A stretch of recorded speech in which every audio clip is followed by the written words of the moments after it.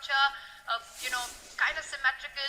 But white has more piece activity. He shuts down that bishop on a8 with this e4, f3, g2. We call this the Berlin Wall or something like that, just blocking that bishop out. The knights are so much more active.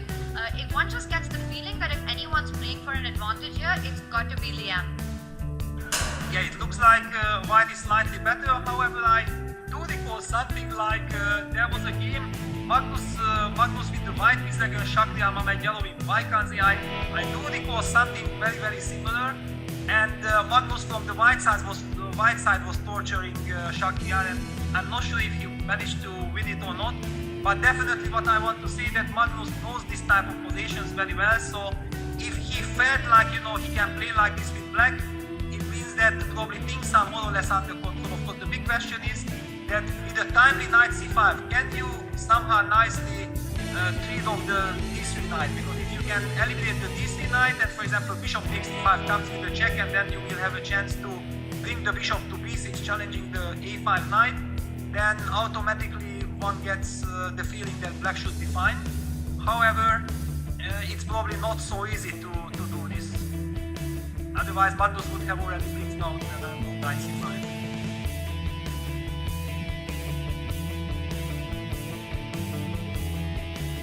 What do you think? Why is he not playing the move knight c5 yet? So is bishop f6 that is something that he could be considering here? No. Bishop f6, g f6 is perfectly. F6 and you're absolutely this is a dream, yeah. This is a dream for black. No, I feel like he might be a little bit worried of some beat with bishop a6, so some sacrifice on c5. I don't know, for example. If we start with knight c5, you take rook takes d1 after knight c5? Yes, I take with rook on d1, and I don't see this tactic really working. I mean, really Bishop d5 coming with a check, yeah. Yeah, well, I mean, if you take with the bishop, I can capture with the rook. Yeah, so I even don't need to allow this rook c5, bishop a3 when black still has knight d7, but maybe this one feels a bit awkward that the bishop on a8 might be a problem. And finally Magnus goes for knight c5.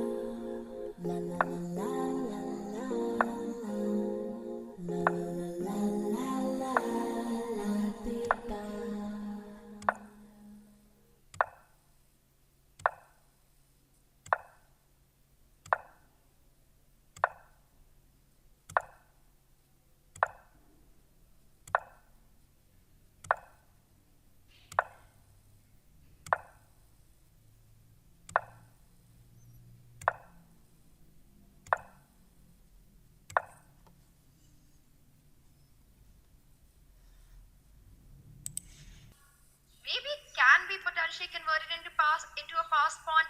Are there some tricks of the zugzwang here where the knight on c5 can't move because Magnus's king will come to e4? The king on c3 is stuck, stopping king c4. Does Magnus have real chances in this position to win it?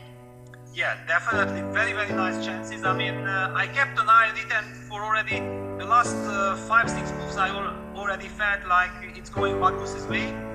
But yeah, this one is looking now like the best position because it's exactly as you mentioned, the zugzwang is a problem here. King d3, bishop f5 check.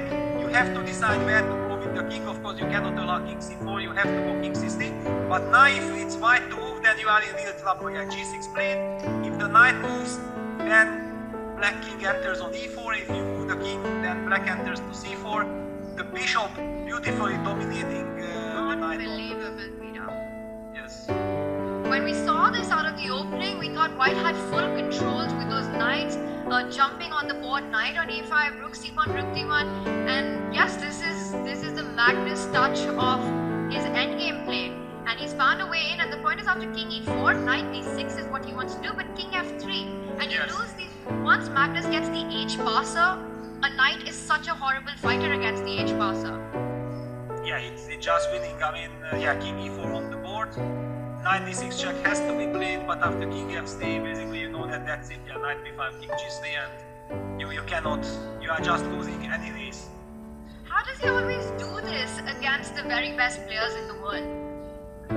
Well, I also feel like, you know, people are a little bit afraid. Yeah, they also know that yeah, Magnus is so strong, and maybe when they make the first slight inaccuracy afterwards, they get to the +5. He was demolishing all his direct concurrents. Yeah, he beat everyone on the top of the table in Vaikanzi with brilliant performance.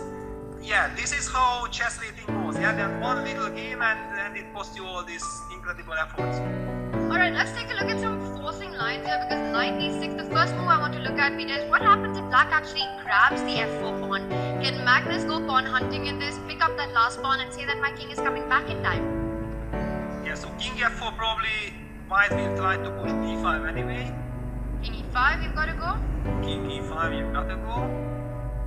But psychologically, yeah, it might not be so easy from black side also to go for this, yeah, because suddenly... He has to calculate, no? I mean, he's got 6 minutes on the clock. Yeah, I mean, he had 8 when he started, yeah, so he's already calculating for quite some time, which also shows that it's not that trivial, yeah. We see the engine bar saying it's completely lost.